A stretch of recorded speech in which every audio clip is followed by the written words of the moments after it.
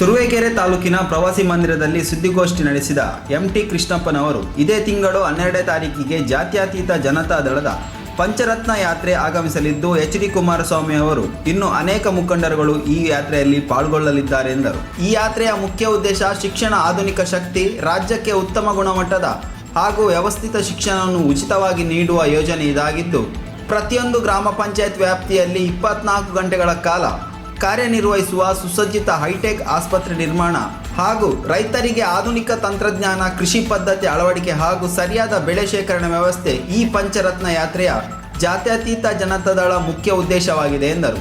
ಈ ಯಾತ್ರೆಯು ತಾಲೂಕಿನ ಗ್ರಾಮಗಳಾದ ದಂಡಿನಶಿವರ, ಸಂಪಿಗ ಹೊಸಳ್ಳಿ, ಕಲ್ಲೂರು, ಸಿಸಿಪುರ, ಶೆಟ್ಟಿಗೊಂಡನಹಳ್ಳಿ, ಮಾಯಸಂದ್ರ, ಮಾವಿನಕೆರೆ, ಒಳಗೆರೆಹಳ್ಳಿ, ನಂತರ ಸಂಜೆ 5:20ಕ್ಕೆ ದಬ್ಬೆಘಟ್ಟ ಗ್ರಾಮದಲ್ಲಿ ಗ್ರಾಮ ಸಭೆ ಮಾಡಿ ನಂತರ ಮಾಜಿ ಮುಖ್ಯಮಂತ್ರಿ ಕುಮಾರಸ್ವಾಮಿ ಅವರು ಮತ್ತು ಅವರ ತಂಡದವರು ಅಲ್ಲೇ ಗ್ರಾಮ ವಾಸ್ತವ್ಯ ಹೂಡಲಿದ್ದಾರೆ ಎಂದು ತಿಳಿಸಿದರು. ಈ ಸುದ್ದಿಗೋಷ್ಠಿಯಲ್ಲಿ ಮಾಜಿ ಎಪಿಎಂಸಿ ಅಧ್ಯಕ್ಷರಾದ ವಿಜಯಕುಮಾರ್, ಜೆಡಿಎಸ್ನ ರಾಜ್ಯ ಪ್ರಧಾನ ಕಾರ್ಯದರ್ಶಿಯಾದ ಚಂದ್ರಶೇಖರ್, ಕಳ್ಳಹಳ್ಳಿ ಸಿದ್ದೇಗೌಡ, ಶಂಕರಣ್ಣ, ಮಂಗಿಕುಪ್ಪೆ ಬಸವರಾಜ್, ರಾಜೇಂದ್ರ ಮುತ್ತುಗದಹಳ್ಳಿ, ಆನಂದ್ ಮುಂತಾದವರು ಉಪಸ್ಥಿತರಿದ್ದರು. ವರದಿ ಸುರೇಶ್ ಬಾಬು, ತುರುವೇಕೆರೆ. ತನ್ಮೂಲಕ ಅವರ ಸಮಸ್ಯೆಗೆ ಸ್ಪಂದಿಸುವಂತ ಕಾರ್ಯಕ್ರಮ ಇದೆ. ಜೊತೆಗೆ ಶ್ರೀಶಕ್ತಿ ಸಂಘಗಳಿಗೆ ಸಾಲ ಮನ್ನಾ ಮಾಡುವಂತ ಒಂದು ಕಾರ್ಯಕ್ರಮ. ಕುಮಾರಸ್ವಾಮಿ ಅವರು ನುಡಿದಂತೆ ನಡೆಯುವ ರಾಜಕಾರಣಿ. ಹಿಂದೆ ರೈತ ಸಾಲ ಮಾಡ್ತೀವಿ ಅಂತ ಏನು ಮಾತು ಕೊಟ್ಟಿದ್ರು, ಅದೇ ರೀತಿ 25,000 ಕೋಟಿ ಸಾಲನ ಮನ್ನಾ ಮಾಡಿದ ಇತಿಹಾಸ. ಹಾಗಾಗಿ ಇದು ಸಹ ಮನ್ನಾ ಆಗುತ್ತೆ, ಯಾವ ಸಂಶಯ ಬೇಡ. ಈಗಾಗಲೇ ನಾವು ಪಾಂಪ್ಲೆಟ್ಸ್ ಅಲ್ಲಿ, ಮೇಕಲ್ಲಿ ತಮ್ಮ ಅನೌನ್ಸ್ ಮಾಡಿದ್ದೇವೆ.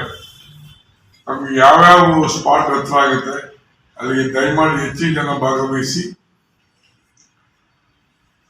ಈ ಸಭೆಗಳನ್ನು ಯಶಸ್ವಿ ಮಾಡಿಕೊಡ್ಬೇಕು ಅಂತ ಸಮಸ್ತ ತುರುವೇಕೆರೆ ಕ್ಷೇತ್ರದ ಎಲ್ಲಾ ಬಂಧುಗಳಲ್ಲಿ ವಿನಂತಿಸ್ತೀನಿ.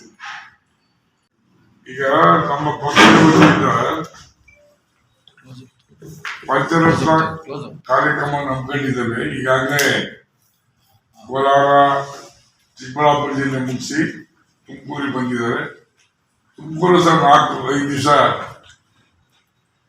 ಕೊಡಗೆರೆ, ಮಣಗೇರಿ, ಶಿರಾ, ಗುಬ್ಬಿ ಎಲ್ಲ ಮುಗಿಸಿದ್ದಾರೆ. 12ನೇ ತಾರೀಕು ತುರುವೇಕೆರೆಗೆ ಬರ್ತಾ ಇದ್ದಾರೆ. ನಮ್ಮ ಪಂಚರತ್ನ ಕಾರ್ಯಕ್ರಮಗಳು ಈಗಾಗಲೇ ತಮಗೆ ಗೊತ್ತಿದೆ, ನಾವು ಕಾಂಗ್ರೆಸ್ ಅಲ್ಲಿ ಹಾಕಿದ್ವಿ.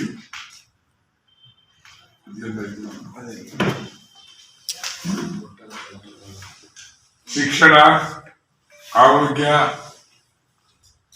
ರೈತ ಚೈತನ್ಯ, ಯುವಕರಿಗೆ, ಮಹಿಳೆಯರಿಗೆ ಸಬಲೀಕರಣ, ವಸತಿ, ಆಸರೆ, ಇವೆಲ್ಲ ಕಾರ್ಯಕ್ರಮವನ್ನ ಜನಗಳ ಮುಂದೆ ಈಗ ರೈತ ಸಾಲ ಮನ್ನಾ ಮಾಡ್ತಿದ್ವಿ. 25,000 ಕೋಟಿ ಮನ್ನಾ ಮಾಡಿದ್ವಿ. It is history in India. Bharat ದೇಶದ ಇತಿಹಾಸ ಅದು. 25,000 ಕೋಟಿ. ಈಗ ಅದೇ ರೀತಿ ಶ್ರೀಶಕ್ತಿ ಸಂಘಗಳಿಗೆ ಏನು ಸಾಲ ತಗೊಂಡಿದ್ದಾರೆ ಅದೆಲ್ಲವನ್ನು ಸಹ ಮನ್ನಾ ಮಾಡ್ತೀವಿ.